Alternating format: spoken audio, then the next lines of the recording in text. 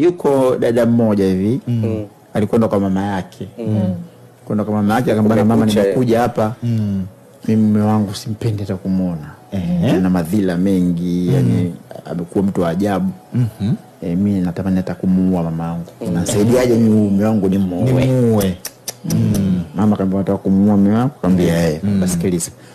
Wazazi wenye hekima hapo akamchukua ile dawa. Dawa umetia kila siku kwenye chakula.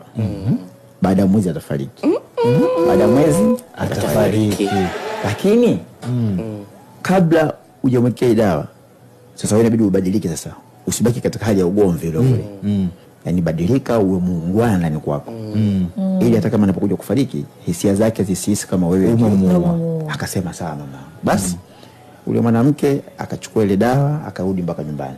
Kabla ya kufika mwezi, ule binti akarudi kwa mamake na machozi yanamtoka.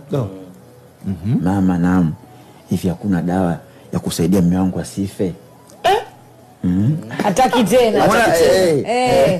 Kwa nini mwanangu? Mama yangu, mume wangu kabadilika sana.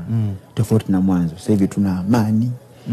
Tuko happiness, yani mpaka ilikiliza yeye. Badilika ni wewe. Mama akamwambia, mwanangu, ile ilikuwa sumu. Ule ni unga tu nimekupasa. Mama katisha. Juma hapo yani shida haikuwa kwa mumeo.